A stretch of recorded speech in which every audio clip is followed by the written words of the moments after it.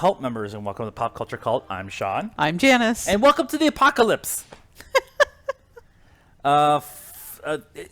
It's been talked about a ton of different places, but we're just going to talk about it here for a second, and that's coronavirus, COVID-19.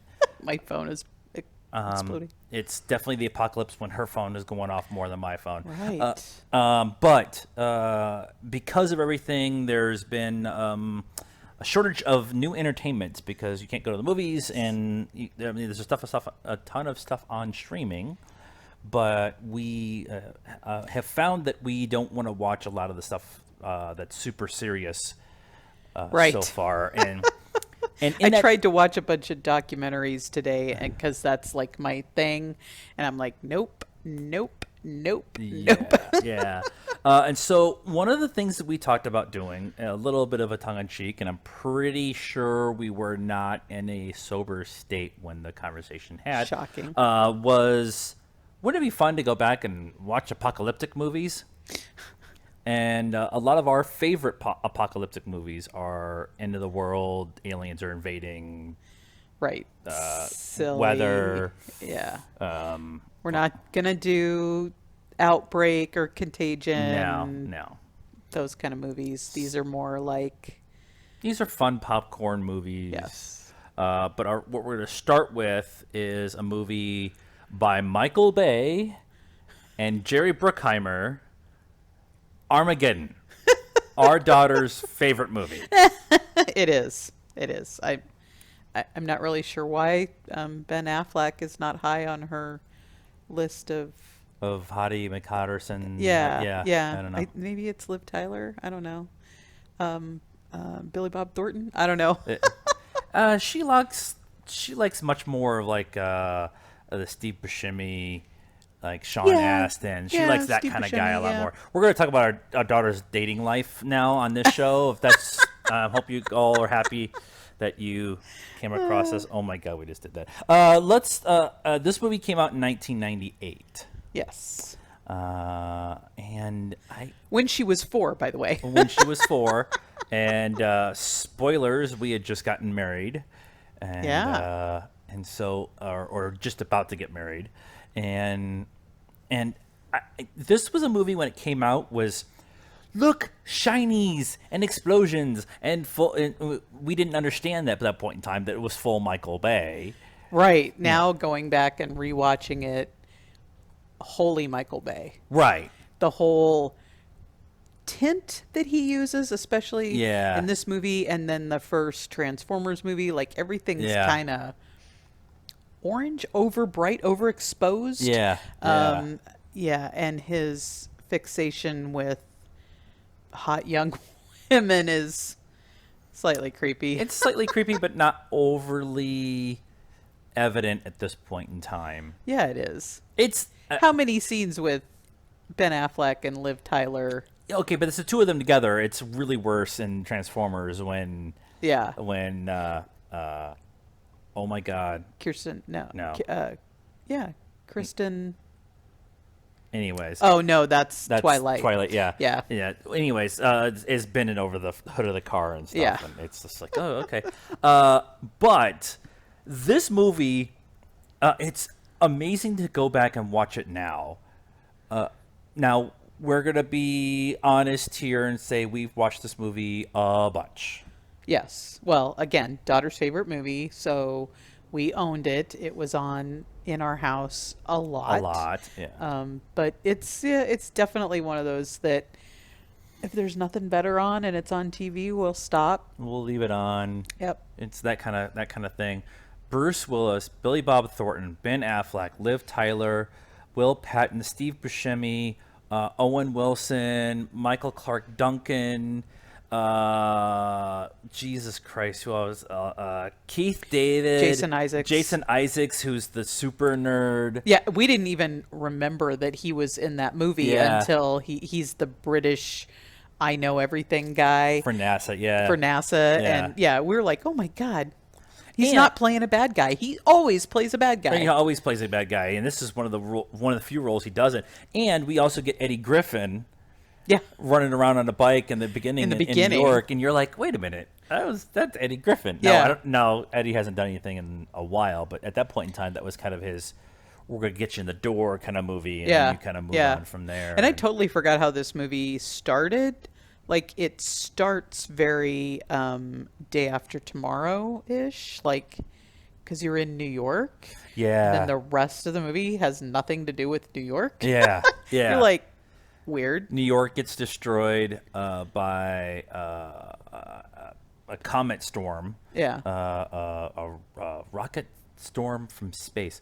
And like, I love the line in there, like, most of those were the size of a chair or a Volkswagen. Yeah. That kind of thing. The one that's coming at us is the size of Texas. Much bigger. And when we first watched this movie, you're like, this is cool and that's awesome and I'm having fun and there's singing and everything's pretty and there's a fun action scene on an oil rigger, like all that kind of stuff is going on. You go back now and you're like, they would never put drill guys on a space shuttle, right? After 3 days of testing, right, to help save save the Earth from Texas. Right. Oh, that's right. I just said save the Earth from Texas. True.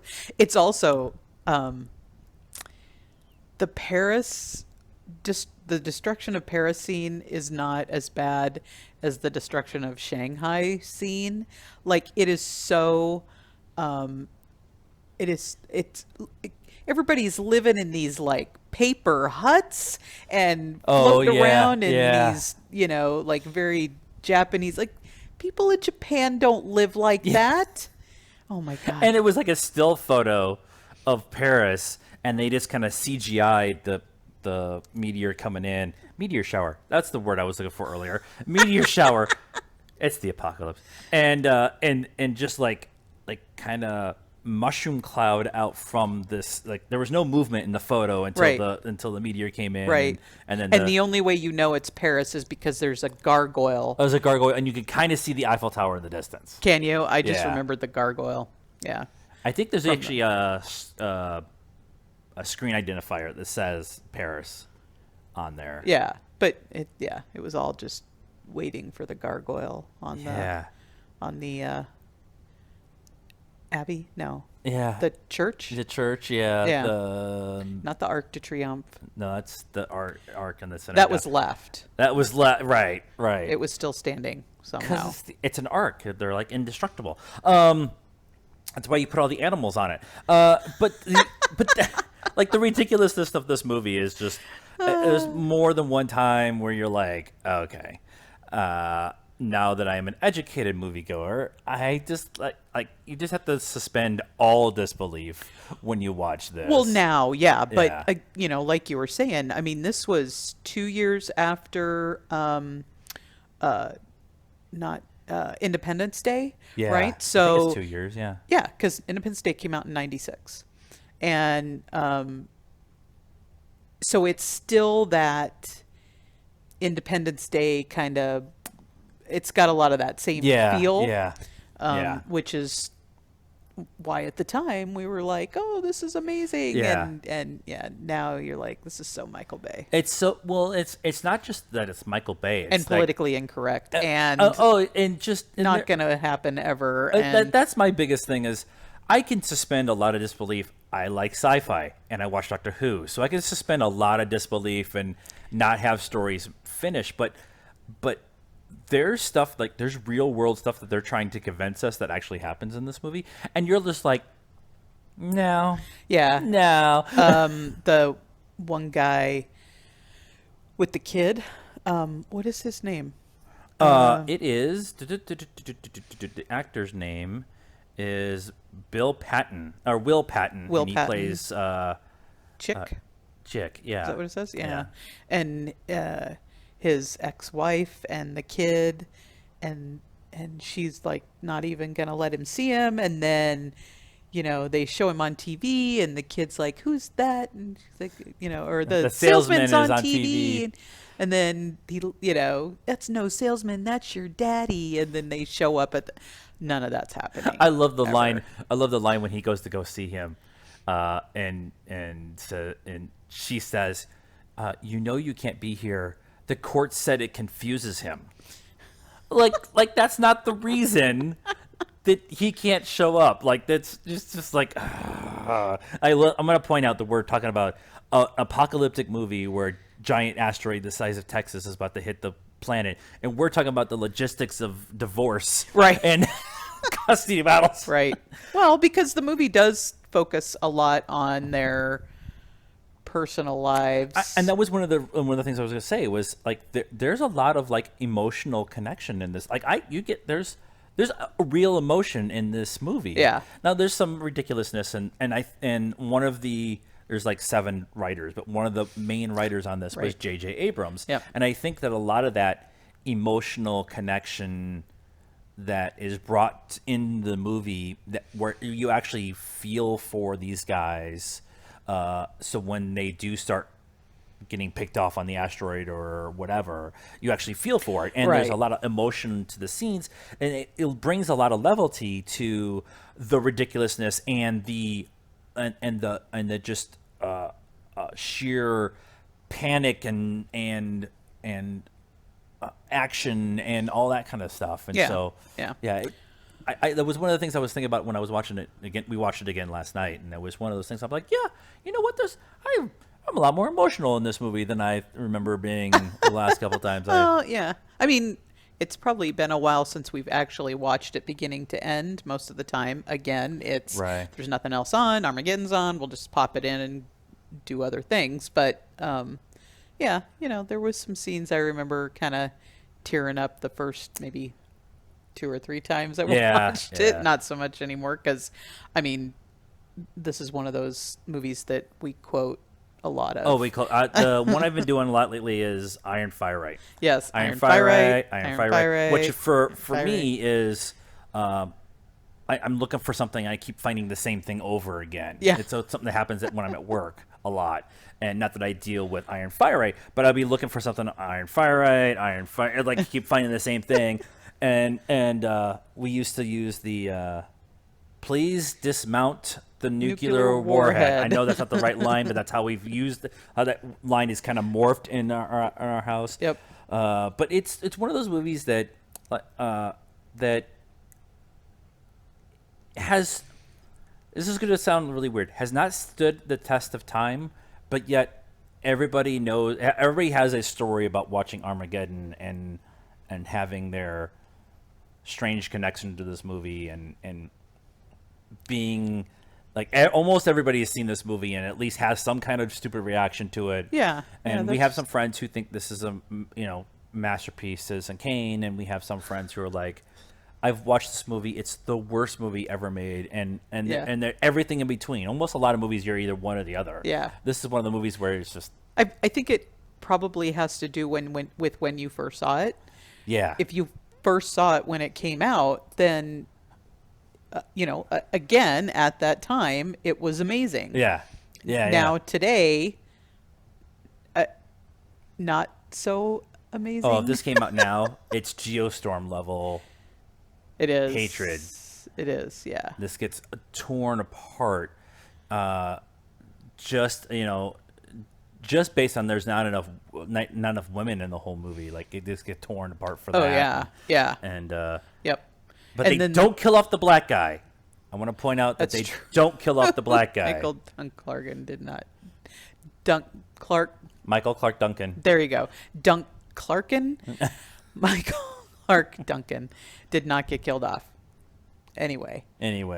We have not been drinking. It's amazing. Maybe that's part of the problem. So we're going to continue on with this series. We're going to try to do one of these a week, and we're also doing a series on the YouTube channel if you're listening to us on the podcast, where we're going back and rewatching movies, and that series is called Now We Know. We go back and rewatch a trailer to see if they're giving away anything or whatever. And we started with the MCU movies, and we're working our way through phase 1 right now. So if you are on the channel, if you're on the YouTube channel, channels help us out by going and looking at those too. Let's give this thing since we're going to be doing a lot of these stupid apocalyptic movies. I won't say stupid, but these apocalyptic movies. We're going to do a different rating system than what we do with our normal rating systems. We have a 1 through 5 on our rating system with those, and this we've decided on A through F on rewatchability. Rewatchability. Yep. And I think pretty much everybody knows where we're going to be at, but I think a B. Yeah, I was going to say a B. B is pretty much. I think we've proven this whole thing that we will rewatch it. Yeah, whenever we are forced to. That kind of sounds bad, but again, when there's nothing else on. Automatic rewatches are like Scott Pilgrim. Any of the Star Wars movies, Endgame, like that's like automatic rewatches. Well, like I'll just lean over and Harry Potter. Harry Whenever Potter. Harry Potter's on TV, we watch it. So we own them. Just to give you an idea, and then like F's for us are like The Circle and The Road. The Road. 2 hours of our lives we'll never get back. Like Geostorm, like stuff like that, where it's like. A D, like a strong D for me would probably be Joker. Not that I think it's a bad movie. I think it's a beautiful, amazing movie. I just don't know if I could watch it again. Like that just kind of a reference point of where we're thinking with this. I want to watch it again, but I will probably watch it again because I want to go back and look at how we're doing. I think for Joker. Never mind. This is the apocalypse. It's kind of apocalyptic. So, what did you guys think about our retrospective of Armageddon? Let us know in the comments below, and make sure that you have your tea, your brandy, your smoking jacket, and your pipe ready to go on the next time. I have no idea. Can you tell we've been cooped up for almost 2 weeks? Almost 2 weeks. Yay! So let us know in the comments what you thought of Armageddon. What's your favorite part of the movie? Also, like this video on the YouTube channel. Subscribe to the channel. Hit the bell for notifications. If you're on the podcast feed, please follow us on the podcast feed and follow us on all the social media stuff, Facebook, Instagram, Twitter. There's not a ton of news out there, but we're still trying to talk to people and do stuff. I'm going to post something tomorrow, checking in with everybody. And there will be a Rebel Files show sometime this week, hopefully. So Josh and I are hoping to sit down and talk about stuff there. So that's our week in retrospective of the apocalypse. That's our week in review. And our review of Armageddon. Please let us know what you thought. And if we don't see you, good afternoon, good evening, and good night, good ladies and gentlemen.